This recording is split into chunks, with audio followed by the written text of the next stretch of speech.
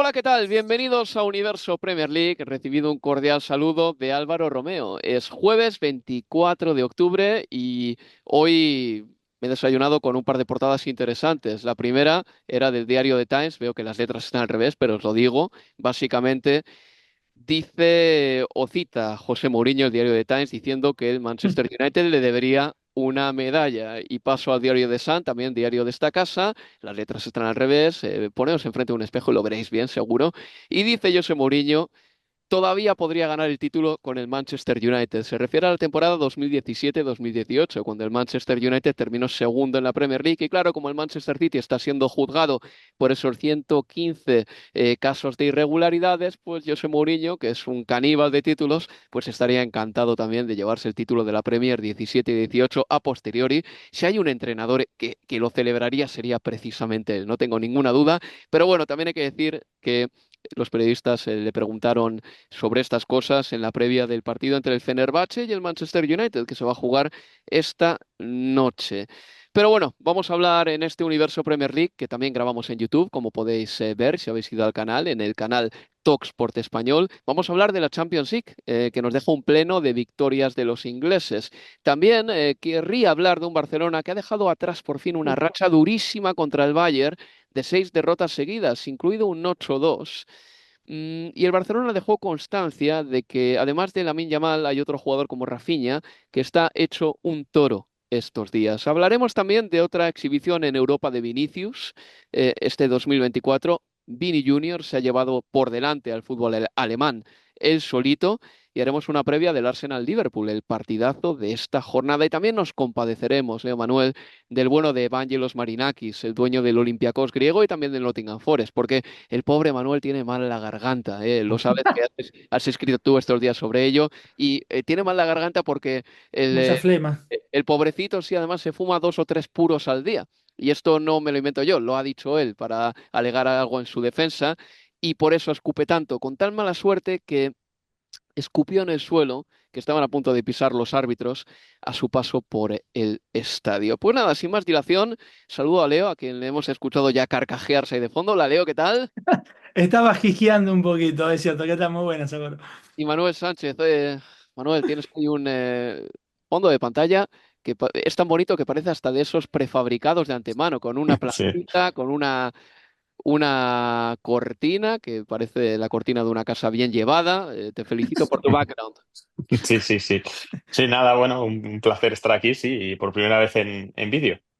Pues nada, compañeros, como bien sabéis, después de una jornada de Champions, siempre os pregunto por qué es lo que más os ha gustado, os ha llamado la atención, os ha disgustado de esta jornada que acaba de terminar. Empiezo por ti, Manuel. Bueno, es probablemente lo más, o una de las historias más fáciles de hablar en esta jornada, porque al final el hat-trick de Vinicius contra el Borussia de Dortmund es una de las grandes historias, es una de las historias, como digo, más fáciles de contar porque la hemos visto en prácticamente cualquier sitio, en todos los sitios durante los últimos 2 días. No pude ver el partido en las mejores condiciones posibles porque estaba en el partido del Arsenal, entonces lo tuve que tener en el móvil a un lado. Ayudó también, es verdad, que a ver el partido del Real Madrid un poco más lo que tenía enfrente en el campo, que era bastante, que era bastante horrible el Arsenal Shakhtar, pero sobre todo esa sensación de irse el Real Madrid perdiendo al descanso, de empezar el partido, ver los 10 primeros 15 minutos y decir, le van a marcar al Madrid ya, le van a meter uno, le marcan uno y yo pensaba que bueno, que era lo típico, lo habitual, lo necesario para que hubiera un poco para que despertaran, le marcaron el segundo y cuando llegó el descanso dije, bueno, mira, si el Madrid mete uno antes del minuto 58, antes del minuto 65, digo, esto está hecho. Y así fue. Y ese hat-trick de Vinicius en un momento muy bueno porque si no me equivoco, este próximo lunes 28 le entregarán el Balón de Oro, así que ha sido un momento muy propicio, junto además lo que ocurra el sábado en el clásico contra el Barcelona, pues será un momento, como ha habido muchas, creo que también dudas, ¿no? Creo que ha habido mucha gente que ha podido poner pues bueno, pues otras opciones, ¿no? A lo mejor a Rodrigo Hernández como otro de los candidatos al Balón de Oro, pues esto es verdad que bueno, que no se va a darle, no se le va a dar el Balón de Oro por este último partido, por lo que ocurra contra el Barcelona, pero sí que ha servido un poquito para reivindicarlo justo antes, como digo, unos días antes de que se entregue ese Balón de Oro en París. Lo mejor de Vinicius el otro día para mí fue, una vez más, que puede hacer repetición de esfuerzos Sí. constantemente y eso pocos jugadores lo pueden hacer, ¿eh? Recuerdo una estadística de Kingsley Coman, me acuerdo hace como 4 años en Liga de Campeones también, en la que hizo más de 40 sprints por partido, que era un número muy alto y creo recordar que fue Martí Perarneu quien lo subrayó en redes sociales, pero lo de Vinicius el otro día es espectacular, porque aparte de la repetición de esfuerzos, que le pregunten a Kimmich a ver cómo se siente marcando a Vinicius, que le pregunten a Rierson, el lateral derecho del Borussia de Dortmund, es también que lo trufa con goles. O sea, eso es lo que marca la diferencia al final. No es un regateador, es un jugador que hace 4 o 5 años estaba peleado con el gol y que ahora mismo también marca con bastante facilidad, bastante clínico de cara a puerta. Y hay otro brasileño, Leo, como Rafinha también, que no diría que respondió a Vinicius, porque eso sería faltar a la verdad, pero sí que te diría que demostró que es un futbolista que está en el momento de apogeo de su carrera, seguramente, teniendo en cuenta además, porque a mí una cosa que me gustaba de Rafinha era que lo intentaba constantemente, pero Rafinha necesitaba muchas ocasiones y mucho bullicio alrededor de que pasasen muchas cosas para terminar dejando impronta en el partido eh, en goles y pases de gol. El otro día contra el Bayern de Múnich, ¿qué tendría? ¿Tres oportunidades de gol y marcó las tres? ¿Fueron tres ocasiones de gol y marcó las tres? Por ahí andaría, ¿eh?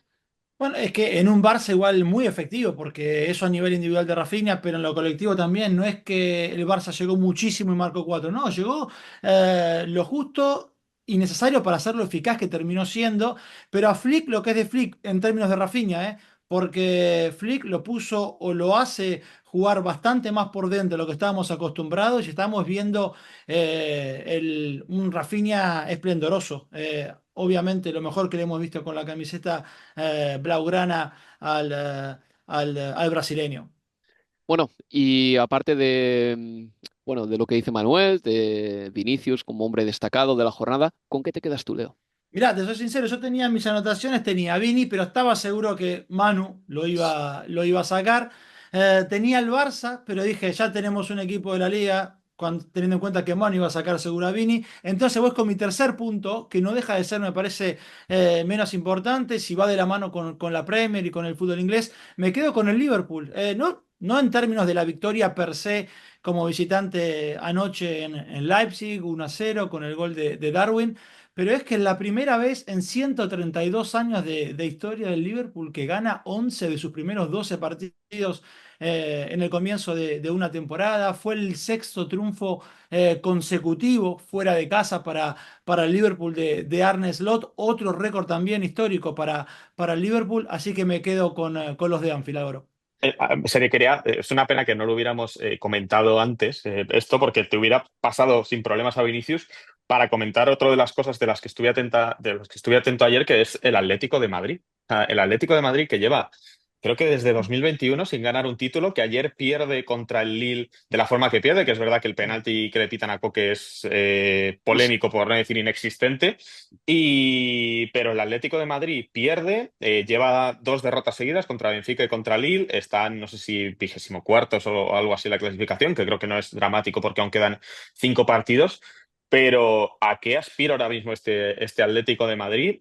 Que creo que no, que ya perdió la oportunidad del tren más importante que iba a tener la temporada pasada para llegar hasta una final, que sigue estancado con Simeone en ese tercer puesto en Liga, en esa no llegar a competir en Europa. Y ayer le escribí a un amigo mío que es del Atlético de Madrid y le decía, bueno, digo, ¿qué? ¿Simeone qué? Digo, porque sé que es muy ultra de Simeone.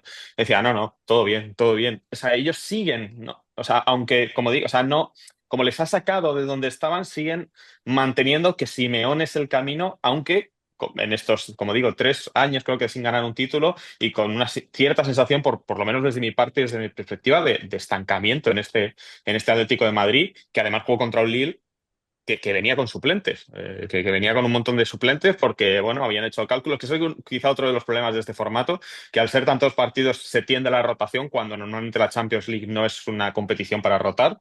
Y bueno, como digo, contra este Lille, 1-3, un resultado en el Metropolitano que es, bueno, inesperado por no decir algo peor. Lo que pasa con Simeone de todas maneras es que hay muchos aficionados del Atlético de Madrid que tienen un horror al vacío tremendo.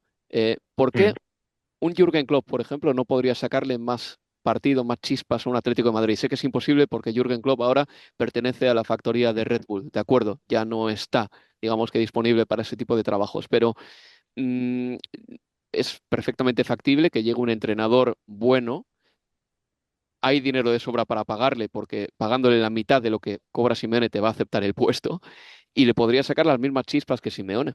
Estamos Mm. hablando del decimotercer año de Simeone en el Atlético, ¿eh? Llegó en noviembre o en diciembre del año 2011, pero yo no entiendo esa especie de miedo que hay instalado entre muchos aficionados del Atlético de Madrid que piensan que sin Simeone esto se va al garete. El equipo ya ha entrado en una dimensión nueva, con un nuevo estadio, con jugadores como Julián, con jugadores como Griezmann todavía, que ya evidentemente es veterano, pero la inversión ya se ha hecho y hay futbolistas de sobra como para por lo menos igualar el rendimiento que está dando Simeone en los últimos años. No sé cómo lo veis vosotros. Sí, a ver, yo creo que justamente ayer quizás, o por lo menos viendo el once inicial, me pareció de lo mejor en términos de poner la heladera en la cocina y el inodoro en el baño, ¿no? De jugar con los futbolistas donde mejor rinden, en el caso de ayer ante el Lille, porque si bien en el papel Julián otra vez podía partir quizás como extremo o mediocampista por izquierda, yo lo veía más como segunda punta al lado de Sorlo y con Griezmann por detrás, pero es que 13 años es mucho en cualquier ámbito. Sí, obviamente estará quien saque a Wenger, quien saque a Sir Alex Ferguson, pero los tiempos han cambiado. Y creo yo que es difícil para todos, es difícil mantener la chispa, es difícil mantener la credibilidad en todo momento, más que la credibilidad, el convencimiento para tus futbolistas y es seguramente de los momentos más bajos cuando todo indicaba por contexto y por cómo se ha preparado el Atlético para esta temporada, teniendo en cuenta el gasto y los futbolistas que llegaron, que parecía que debía ser la temporada de un nuevo punto de inflexión en la historia moderna de este club y no sucede. Pero yo coincido con algo y con esto lo dejo que marcabas vos algo al principio. Hay miedo, terror al vacío de lo que puede pasar si se va el Cholo, ¿no? Y casi como un encargado, casi como una cuestión mesiánica, ¿no? De que si se Mm. va él, no hay más nada y Se se va Atlas, derrumba todo. el hombre que sostiene el planeta Tierra. Sí. Mm.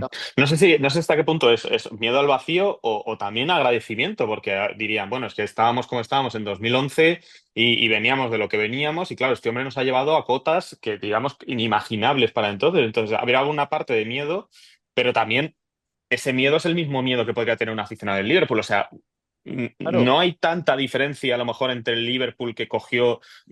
Creo que igual está un poquito mejor ese Liverpool que el Atlético de Madrid, pero el Liverpool que cogió Jürgen Klopp no era un Liverpool que aspiraba a Premier League ni a Champions, solo hay que ver su primer once, que siempre se hace meme, ¿no? Que siempre se hace viral. La historia es que el Liverpool ha sido capaz de dar continuidad al proyecto de Klopp. Es verdad que, bueno, que llevamos muy poquitos meses de temporada, pero lo cierto es que, bueno, que parece Arne Slot que era el candidato perfecto y era un completo desconocido prácticamente para el fútbol internacional.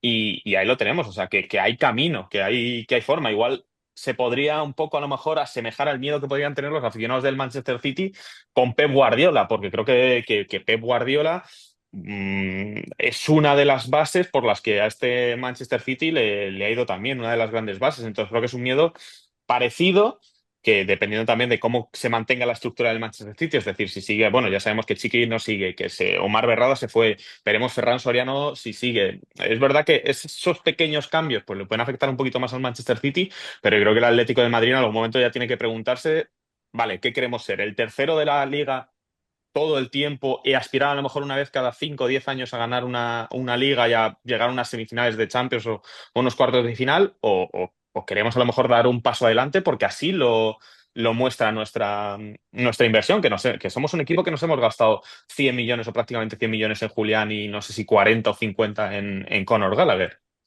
bueno, es que yo creo que con un nuevo entrenador muy mal lo tendría que hacer para no terminar tercero y meterte en octavos, Mínimo, claro. ¿no? Que es más o menos lo que está consiguiendo Simeone últimamente.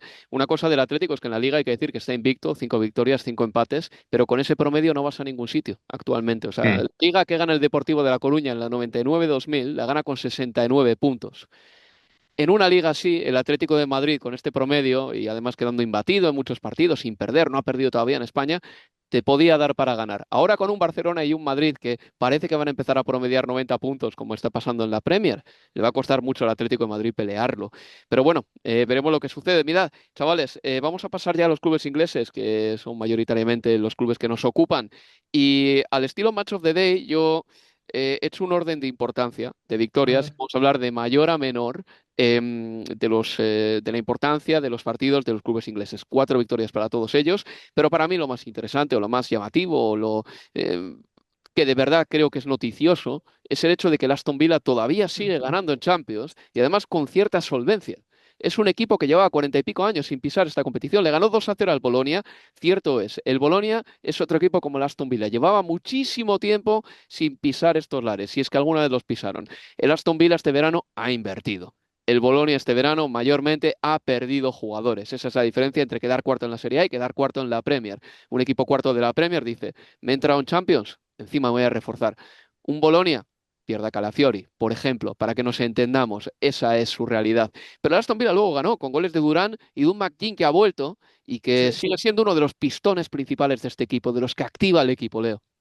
Es fundamental, es fundamental, John McGinn, así como Unai Emery dijo después de la victoria ante el Bayern Múnich que él no imaginaba un proyecto del Aston Villa sin Emiliano Martínez. Yo creo que tampoco es concebible sin John McGinn dentro del terreno de juego. Lo que transmite el escocés, lo que genera, su intensidad, el contagio en sus compañeros es extraordinario y ayer fue muy importante. Ayer volvió a marcar, volvió a dedicarle el gol con el gesto del antifaz o de los anteojos a su sobrino y realmente es un comienzo enorme en Champions y también en Premier porque yo insisto que tenía mis dudas y las espejaba respecto de lo que le había pasado a Eddie Howe y en Newcastle y esa cuestión de no tener un fondo de armario demasiado suficiente como para poder afrontar la Premier y la Champions y creía que al Aston Villa de Emery le podía llegar a suceder lo mismo y así está en Premier ganando el fin de semana, en Champions volviendo a ganar 3 de 3 otra valla invicta jugando en casa, con lo cual son 3 partidos, 3 vallas invictas además en Champions para el conjunto de Emery. John Durán que venía siendo el super suplente, jugó de entrada, volvió a marcar y se quedó otra vez con el premio al mejor del partido. Los centrales Diego Carlos y Pau Torres realmente volviendo a demostrar el nivel que ya habían dejado patente sobre el cierre de la temporada pasada, al punto de que Conza es mucho ya más lateral derecho en el Aston Villa que marcador central. O Nana Tielemans es una muy buena mitad de la cancha, un eje de mitad de la cancha realmente top. Y después, además de John Durán y lo que dijimos de John McGinn, un chico que a mí particularmente me viene encantando en lo que es esta temporada, que es Morgan Rogers. Efectivamente, y no estuvo mal tampoco, Leo, ver a Tyron Mings calentando ya un poquito también la Sí. banda en ese partido, lo ha pasado muy mal con las lesiones. Manuel, ¿algo más que añadir sobre el Aston Villa 2, Bolonia 0? 9 puntos para el equipo de Emery, ¿eh?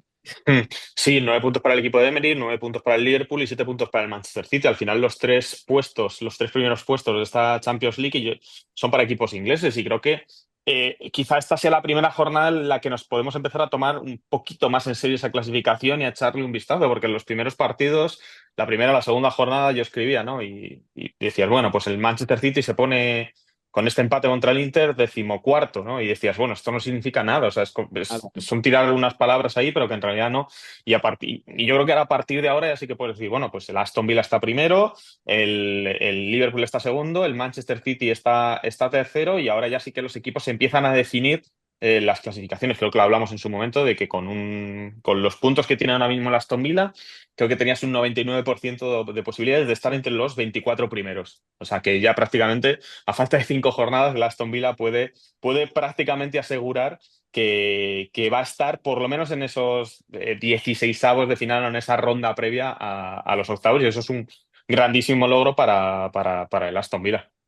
En mi orden de importancia, de mayor a menor, el segundo es el Leipzig-Liverpool, porque el Liverpool ha ganado en Alemania al equipo que es el líder de la Bundesliga junto al Bayern de Múnich. Un Leipzig que tuvo sus ocasiones, estuvo a punto de marcar un golazo sesco, espectacular. Cuando Kelleher sale, la quiere despejar de cabeza, no la manda fuera, Sesco impide que la pelota se pierda por la línea lateral y con Kelleher adelantado lanza un tiro con efecto que casi entra, no sé si os acordáis, me pareció el no gol más bonito que he visto en mucho tiempo, un poco como el regate sin regate de Pelé, que al final terminó también en no gol, ¿no? Pero fue un buen partido, marcó Darwin Núñez, hemos hablado mucho en Universo Premier League de que una de las mejores cosas que tiene este Liverpool es que todos sus delanteros, en mayor o menor medida, están marcando goles y enchufaditos o muy enchufados, siendo Salah seguramente el que más goles y asistencias consiga tener en su haber y un Darwin, por ejemplo, que está picando goles por aquí y por allá, pero todos más o menos están haciéndolo bien. Y lo que decía Leo, 11 partidos y una derrota nada más para el Liverpool. O sea, son unos números realmente buenos, ¿eh? No, no, es extraordinario. Y fíjate también el trabajo defensivo, pero bueno, recién hablaba de las tres vallas invictas de Aston Villa en Champions y al Liverpool en Premier. Es que le han marcado solo 3 goles. Y no estamos hablando de que le marcaron 3 goles, pero bueno, en realidad en varios de los partidos sufrió mucho o tuvo al arquero como figura o la suerte de su lado y quizás debió haber concedido bastante más. La realidad es que si vas al dato estadístico de los expected goals en contra, en este caso llega a estar merodeando los 6 goles que en términos de las ocasiones que le generaron a Liverpool le debían haber marcado. Con lo cual no está tan mal, estamos hablando de 12 partidos por todas las competiciones y le podrían haber marcado como mucho 6 goles y lo que le marcaron en concreto son solo 3 por lo menos hablando en Premier. Ayer, la verdad que parecía que Gapco podía tener la oportunidad también él de marcar. Yo creo que lo buscó, creo que los compañeros también quieren que él también se sienta que está ahí en términos de goles. Hubo una muy linda pared con Szoboszlai en la primera parte en la que casi marca. De hecho, me sorprendió que Gapco jugara de entrada y no Luis Díaz, porque Luis Díaz había sido suplente ante el Chelsea, el viaje de Sudamérica, el parón por fútbol de selecciones, era el atenuante para que no jugara de entrada ante el Chelsea. Pero bueno, por eso me sorprendió que ayer tampoco estuviera desde el arranque Lucho Díaz. Y después en términos de cosas que sí me llamaron la atención de este Liverpool, que ganó y ganó bien, no deslumbró, tampoco deslumbró ante el Chelsea, pero es verdad que se le podía marcar que no había jugado ante grandes rivales hasta acá. Pero bueno, el Chelsea fue una buena primera prueba, ayer también. Y lo que me sorprendió es lo que otra vez vuelve a quitar a Alexander Arnold, Arne Slot. Y los gestos, los rostros de Alexander Arnold con estos cambios no son los mejores. Y ayer quedaban 20 minutos por jugar cuando ingresó Joe Gómez. Había sucedido lo mismo ante el Chelsea y no creo que tenga que ver con un cambio respecto a rotación de minutos. Ni con el tema de la renovación, ¿no? Creo que el entrenador está por encima de todo eso al final. Es un tema táctico, Leo. Yo creo que sí, ¿no? Igual para cerrar los partidos puede ser, para agregar un poco más de cemento al campo, retirando un Sí, poco puede ser cierta porque distracción al final de vez en cuando. yo creo que tiene que ver quizás también con esta cuestión que hemos marcado de que es un entrenador que tiene muchas características similares o que su filosofía toca varios de los puntos que tocaba, las teclas que tocaba Klopp, pero que prefiere más control. Y llega un momento de los partidos en los que por ahí piensa, bueno, me vale más otro central en la línea de cuatro que Alexander Arnold. Y este fin de semana, Manuel, se mide el Liverpool al Arsenal en el estadio Emirates, ese gran partido. Mm. La próxima jornada, ¿qué te esperas de ese encuentro? Pues estaba leyendo antes creo que era Paul Merson, que decía que si el Arsenal perdía contra el Liverpool, se iba a quedar fuera de la lucha por el título, lo Mm. cual me parece que después de, esto creo que es la novena jornada, me parece que es un poco aventurarse, ¿no? O sea, vender periódicos, ¿no? Como se decía anteriormente, había que vender periódicos y creo que, bueno, pues igual hay que conseguir titulares. Eh, sí, pues Ahora bien, Manuel, no por interrumpirte, pero en la Premier League actualmente solo puedes perder, vamos a decir, que unos 24 puntos, mm, porque son 114 en total los que puedes conseguir. El City va a hacer 90, porque hace 90 aunque no quiera. Solo puedes perder 24. El Arsenal está empezando ya a complicarse la vida a veces de manera innecesaria. Sin estar de acuerdo yo con Paul Merson, digo por hacer mm. el abogado del diablo. Sí, sí, sí, es verdad que si tenemos en cuenta pues que la liga se va a decidir en la horquilla entre los 90 y los 100 puntos, claro, cada vez que pierdas un partido, que empates o que pierdas, te van a poner y te van a decir, oye, pues igual estás perdiendo la liga.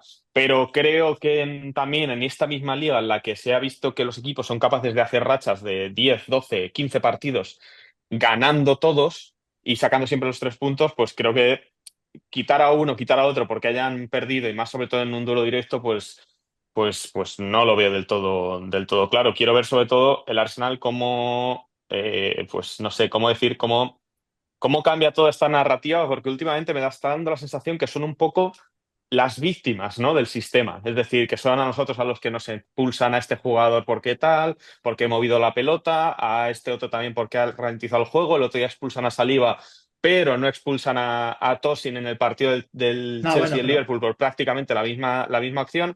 Entonces es verdad que el Arsenal se está victimizando un poco, tenga razón o no, que a veces la tiene y a veces no la tiene, y qué clase de Arsenal vamos a ver contra el Liverpool, porque también es un equipo al que se le ha criticado mucho por pérdidas de tiempo, por ser demasiado defensivo, por jugar el otro día, pues no sé si tiene pues con 5, 6, 7 jugadores de corte defensivo, y contra el Liverpool, que bueno, el otro día con Slot, pues le preguntaba directamente que hasta qué punto él siempre ha hablado del legado de Jürgen Klopp, pero ya tenemos que empezar a lo mejor a dejar un poco eso al lado, ¿no? O sea, es el mejor arranque en la historia del Liverpool, nunca había ganado 11 partidos de 12 y bueno, eso es culpa o sea, eso es gracias también a Klopp, no solo a lo que había dejado Klopp, es porque sabemos que, o sea, mantener un legado es muy difícil. Lo difícil, o sea, es muy difícil. Lo fácil es tirarlo por tierra.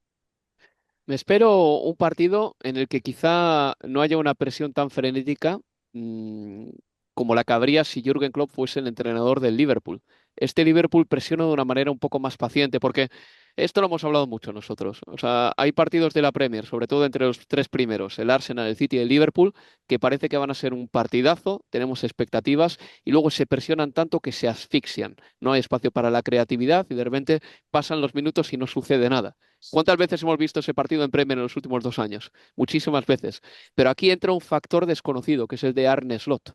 Un técnico que para mí juega con un poquito más de paciencia y con un mínimo más de cautela que Jürgen Klopp. Igual por ahí este partido, simplemente por eso, porque dos equipos nos están yendo a presionar como locos todo el rato, al menos uno de ellos, este partido nos ofrece unos cuantos espacios más para ver a los buenos brillar. y fíjate que a propósito de eso y lo que puede pensar Arne Slot, es que fue eso lo que ocurrió con el Chelsea. El Liverpool no presionó arriba.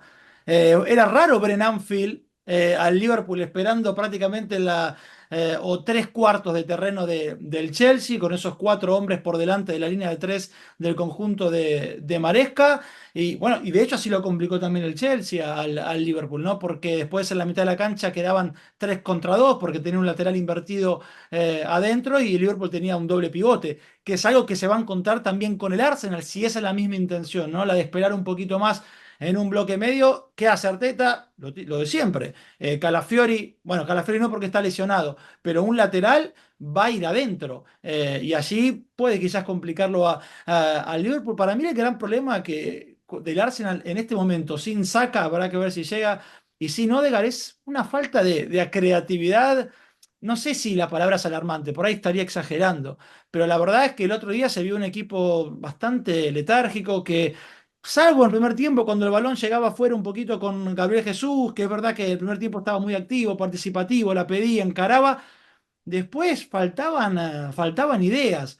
Arteta habló del cansancio en conferencia de prensa por esta cuestión de que se veía un equipo aletargado y él dijo, pero ahora vamos a descansar y esto lo digo textual porque dijo, on Sunday we will be flying, el domingo vamos a volar, eso lo dijo Arteta en conferencia post-Shakhtar. Entonces quizás veamos un Arsenal más parecido al de la presión con el Paris Saint-Germain, que sí presionó bien alto desde el arranque, pero un Liverpool que va a estar cómodo esperando. No sabemos si estará en ese encuentro Bukayo Saka. Martín Odegaard todavía no está disponible para jugar este partido del domingo. Reitero, domingo 4:30 de la tarde en el Emirates. Arsenal Liverpool, el gran partido de la jornada. Si puedo añadir algo sobre esto, ahora que he mencionado la falta de creatividad, el otro día, viendo a Gabriel Jesús y viendo que falló creo que 2 manos a mano, Sí. pensé, digo, ¿cuánto tiempo lleva Gabriel Jesús sin marcar gol? Un gol Porque me este acordaba, porque año. me acordaba del partido contra el Bolton Wanderers, que es una de las pocas veces que ha jugado los 90 minutos y que no fue capaz tampoco de marcar gol en ese partido contra un Bolton bueno, que es una cosa, pues obviamente un equipo muy humilde.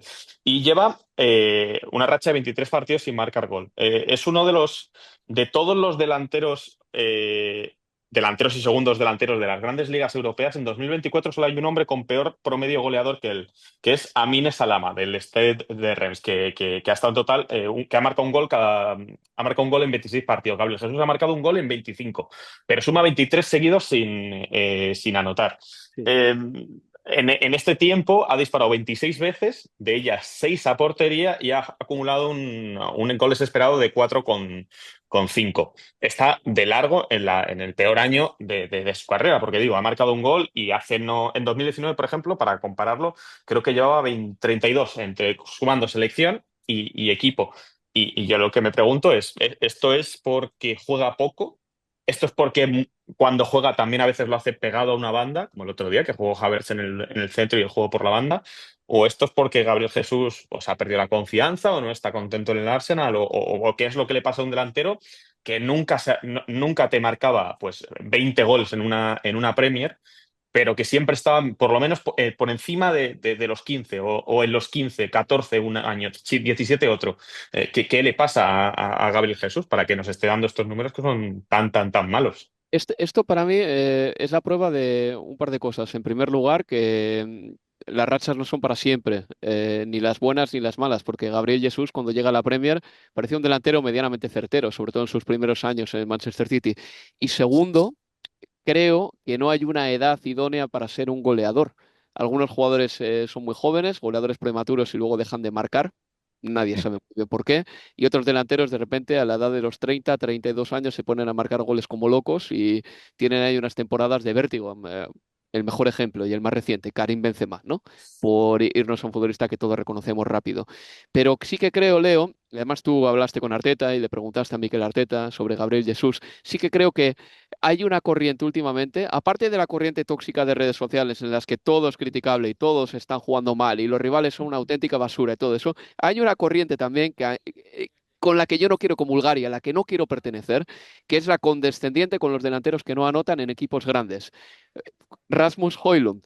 Creo que es el ejemplo más palmario de todo ello. Marca muy pocos goles y se le elogian movimientos que se le dan por presupuestos, o al menos se los doy yo, porque es un delantero de un equipo grande y tiene que saber moverse. Y con Gabriel Jesús pasa lo mismo. O sea, por mucho que Mikel Arteta elogie su trabajo y tal, Gabriel Jesús, ¿cuánto costó? Costaría fácilmente más de 45 millones. Tú no, 50.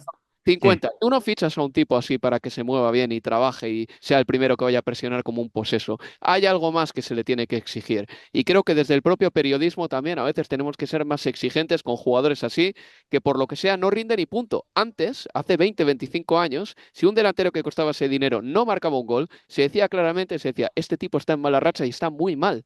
Creo que con gente como Højlund o como Gabriel Jesús, bueno, pues esos debates quedan opacados, no sé por qué, porque se instala la narrativa de que, tienen grandes movimientos, ya, ¿y qué más?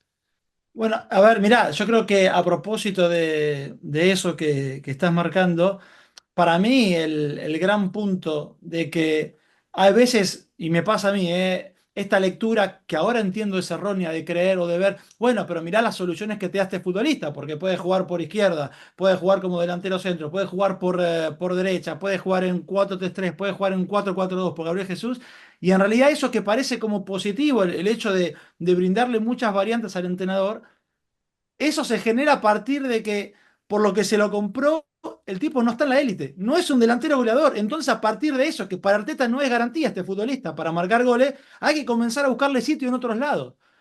Y entonces, yo creo, ahí es donde creo yo que es la lectura errónea, que me pasa muchas veces, decir, uy, esto es bueno, el entrenador entiende que este futbolista le vale acá, allá y un poco más allá. Y la realidad es que lo prueba en esos lugares porque en el sitio para el que se lo compró no rinde o no está al nivel de la élite en ese puesto de un centro delantero. Por cierto, que el Arsenal le ganó 1-0 al Shakhtar Donetsk, un gol en propia puerta de Riznik y una parada al final de Raya a Pedriño sirvieron para que los Gunners sumasen 3 puntos más. Trossard antes había fallado un penalti. 7 puntos para el Arsenal, de todas maneras, hasta ahí todo bien. Yo creo que en Europa el Arsenal no tiene mucho de lo que quejarse, la verdad. El Manchester City le marcó un 5-0 al Sparta de Praga. Y este es el último partido que vamos a mencionar de la Champions en lo referente, en lo tocante a los clubes ingleses. El City, que es cierto que al City en Premier le está costando algo más en algunos momentos. En Champions hay partidos que resuelve de manera muy sencilla. El City se suele comer al rival en este tipo de partidos. Y bueno, el City marcó un golazo, en concreto Erling Haaland, que fue un gol de capoeira.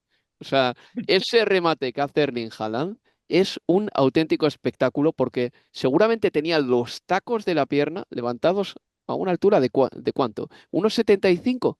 ¿Un 80 sobre el suelo? Tranquilamente, ¿eh? Sí, un remate que al futbolista que a mí se me vino a la cabeza fue Zlatan Ibrahimovic Sí. y ese Claro. tanto que le hizo a Italia, imagino que sería fase de grupos en la Eurocopa de 2004, un remate que no es similar, pero que es la clase de remate de los que hacía de forma acrobática Zlatan Ibrahimovic. Con ese tanto y con el que metió unos minutos después, que ya era más de su cosecha. Haaland lleva 44 goles en 42 partidos en Champions League. Es decir, el otro día superó a Neymar, que tiene 43, y superó y quedó igualado con Didier Drogba. Es decir, dos futbolistas que han sido importantes en esta competición. No hablamos de Don Nadie, no hablamos de gente que ha ganado esta competición. Y está a dos tantos de igualar a Eusebio y al Pipo Inzaghi. O sea, los números de Haaland con 21 años son para que dentro de no mucho nos olvidemos de los registros de Cristiano y de Messi goleadores en el top de esta clasificación. Además, también teniendo en cuenta que ahora hay más partidos. O sea, que ahora ya no es que haya dos partidos más por fase de grupos, es que incluso no va a pasar. Pero si el Manchester City no quedara en el grupo de cabeza, luego tendría que jugar una ida y una vuelta de 16, es decir, otros dos partidos más. Es decir, que además Haaland y muchos otros futbolistas van a poder engordar sus cifras goleadoras porque en esta Champions se van a jugar más partidos de los que se jugaban antes. Aún así, aunque se jugaran los mismos, los registros de Haaland son de no creértelos, porque cada jornada que pase ves que ha superado a dos o tres leyendas de este deporte. Hay que prepararse para asumirlo. Y el Pipo Inzaghi, Drogba y toda esta gente lo verán en casa y dirán, si es que ya se veía venir, ¿no? Pero ¿y cuándo? Dirán, ¿y cuándo ha metido todos estos goles? O sea, de verdad, ¿eh? Porque lo piensas y dices Lleva un mes de 44 goles. vacaciones y ya no le pierden la pista ya de los goles que No, lleva. porque dices 44 goles y piensas que son todos los goles que marcó Drogba en su carrera y dices, pero Haaland, ¿cuántas temporadas buenas ha tenido para haber marcado 44 goles? Es decir, que son a 11 goles por año, si lo piensas. En cuatro, si lo condensas en 4 temporadas, son 11 goles por año. Y creo que cuando ganó el City la Champions, creo que hizo 13, 11 o 13 goles en esa campaña. Claro, lo que es verdad que luego le hace 5 al Red Bull Leipzig y eso da mucho relumbrón a las cifras. Quizá lo que le falte, pues sea algún gol en semifinales, algún gol en finales para darle un poco más bueno, pues de importancia a lo mejor a esos tantos. Pero una cosa, Leo, y muy rapidito ya, porque vamos a Sí. pasar al segundo bloque, que sí que creo que tiene el Manchester City, que se ha ido comprando y que ha ido también germinando, con Pep Guardiola pidiendo seguramente a sus centrales que pisen más área, es que el City tiene mucho poderío físico en las áreas ahora. ¿Tú te acuerdas que cuando ganan la Liga en 2022, la manera de marcar esos goles decisivos para ganar el campeonato, fueron centros al segundo palo rasos para que llegase por ahí un Gundogan, para que llegase por ahí un jugador de ese tipo, ¿no? Pequeñito, centrocampista, con llegada? El Manchester City ya en esta temporada ha ganado una serie de partidos por tonelaje, de meter a gente dentro del área, Haaland, John Stones, Rubén Díaz, gente así, ganar un cabezazo y ganar el partido. Y creo que eso es algo nuevo de este Manchester City que le separa mucho, por ejemplo, del City de la época en la que José Mourinho igual ganó la Premier, porque todavía no lo sabemos, pero creo que es una diferencia muy, muy destacable. Bueno, pero vos sabés que a propósito de eso y la cuestión física, el dominio en lo alto, Guardiola, la verdad, sinceramente, no agarré el contexto total de esa declaración, pero él dijo algo así como que, bueno, sí necesitaba por ahí que Rubén Díaz, John Stones, que bueno, marcó 2 goles consecutivos el domingo para ganarle al Wolverhampton, así marcando también en la goleada por Champions. Que necesitaba de ese poderío más con los centrales porque dijo, salvo Haaland, después los que pueden llegar al área son como mis hijos, dijo, por la estatura. Si pudiera utilizar a Peter Crouch, y él dio el nombre de Crouch, imagino que ya porque lo vio allí haciendo funciones para la tele en Inglaterra, lo pondría. Pero bueno, es verdad que después, si no es Haaland, en términos de un poderío aéreo, tenés que pensar ya en los centrales, porque después el propio Pep dijo, miden como mis hijos. Bueno, pero es que como juega con cuatro centrales en el campo, o Bueno, tres le y sobra, ahí medio, está. unos Sí, cuantos de esos hay. Pues sí. nada, vamos a hacer una pausa y seguimos en Universo Premier League. Aquí continuamos en Universo Premier League. Vamos ya a poner rumbo a la siguiente jornada de la Premier. He dicho anteriormente que destaca en ella un Arsenal-Liverpool, pero también hay partidos interesantes como el del Manchester City contra el Southampton, que también narraremos nosotros. Yo, bueno, querría hablar de muchas cosas, pero no tenemos todo el tiempo que querríamos en este momento. A ver, por mencionar unas cuantas, que Marinakis, el dueño del Nottingham Forest, ha recibido 5 partidos de sanción por escupir en el suelo al paso de los árbitros. Em, Esto es muy sencillo de explicar. O sea, Evangelos Marinakis en Grecia hace lo que quiere, cuando quiere, y controla incluso, o si no controla, al menos tiene mucho que decir en muchos medios de comunicación. Pero en Inglaterra está en un país en el que no controla nada, pero se piensa que lo sigue controlando todo y mantiene la praxis y las maneras de actuar que mantiene en su país de origen, y eso no le funciona.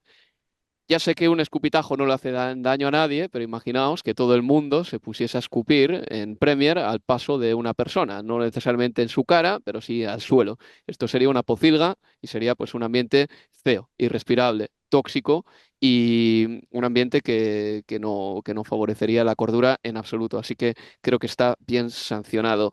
El lunes jugaron el Palace y el Nottingham Forest, curiosamente, el equipo de Marinakis.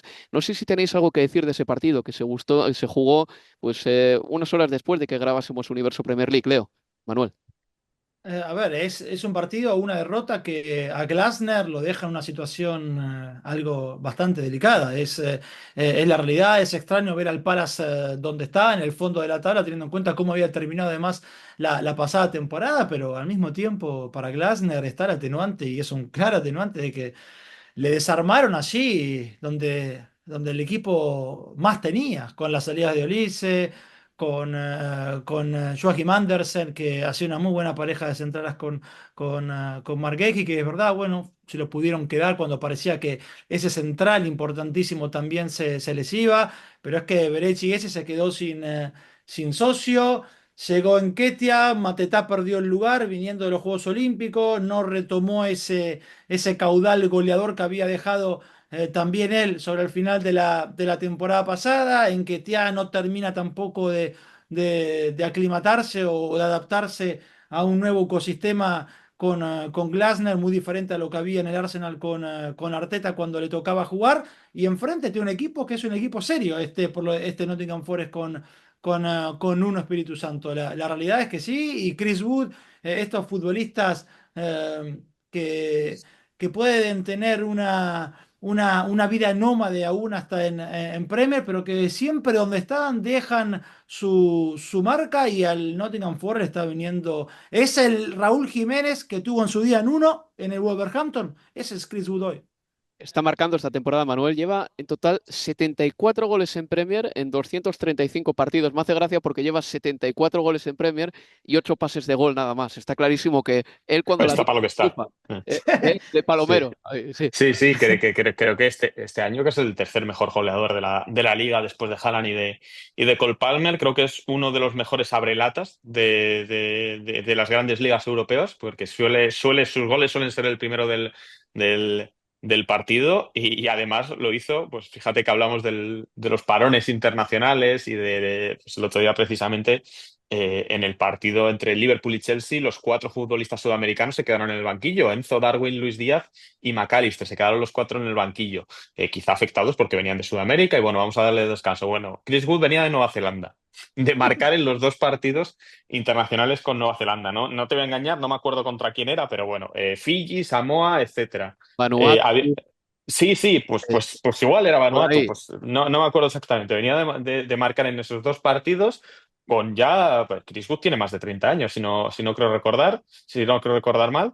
Y, y llega y es verdad que con mucha ayuda de Dean Henderson marca ese gol y está demostrando que fue bueno, no sé si apuesta arriesgada, pero bueno, un delantero quizá de otro tiempo, el del Nottingham Forest, y fíjate lo bien que le está saliendo. Todo lo contrario, por ejemplo, pensar un perfil similar que el de Niklas Füllkrug, por ejemplo, en el West Ham, que no sabemos ni cómo juega, ni cómo le sienta la camiseta de los Hammers, porque no le hemos podido ver nada en este principio de temporada. Oye, es un momento terrible del West Ham United. Perdió el otro día estrepitosamente contra el Tottenham. Ahora está decimoquinto en la tabla con 8 puntos.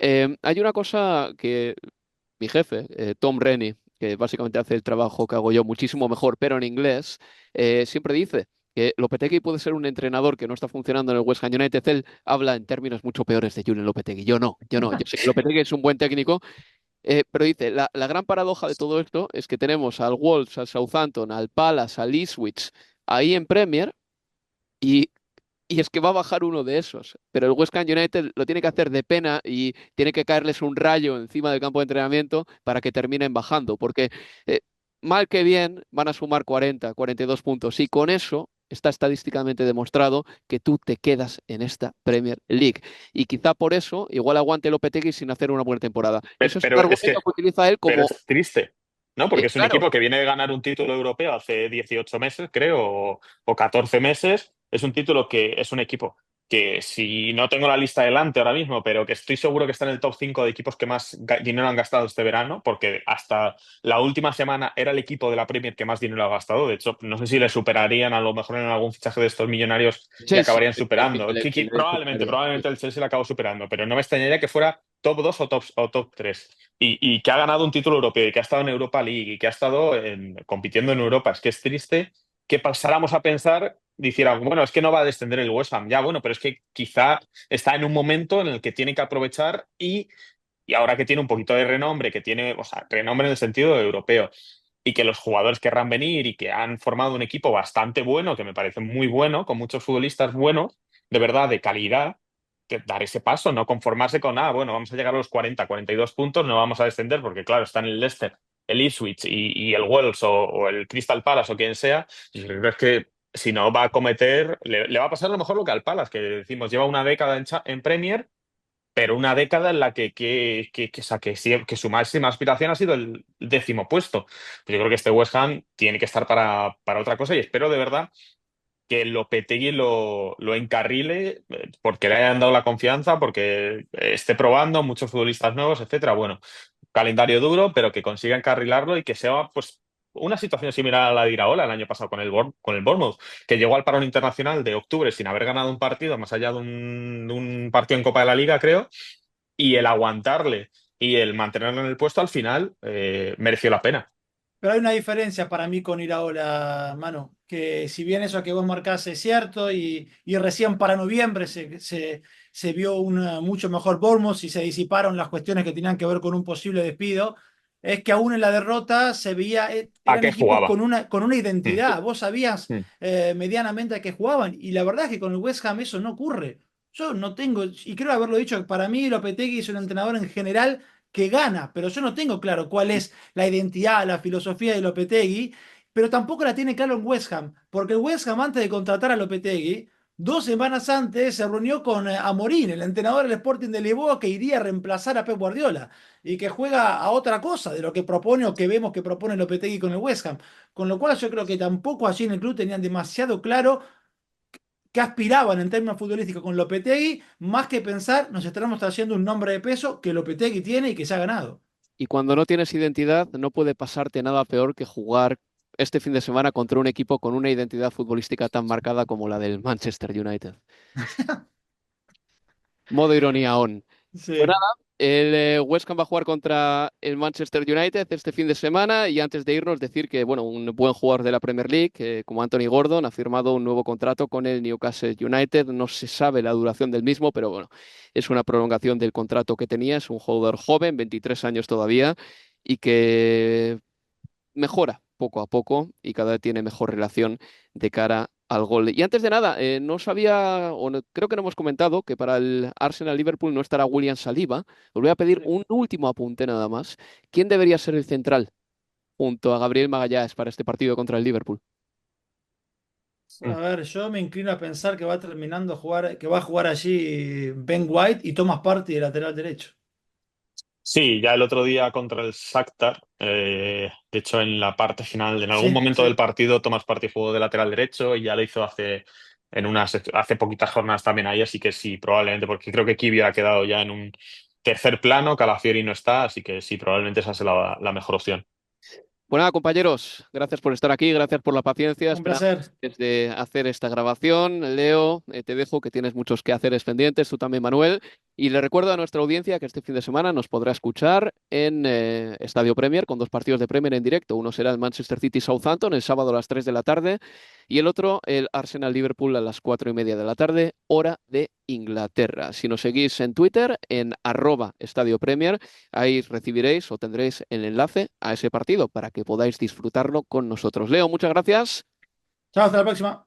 y hasta la próxima, Manuel. Muchas gracias. Se despide de todos vosotros Álvaro Romeo. Adiós, amigos. Adiós.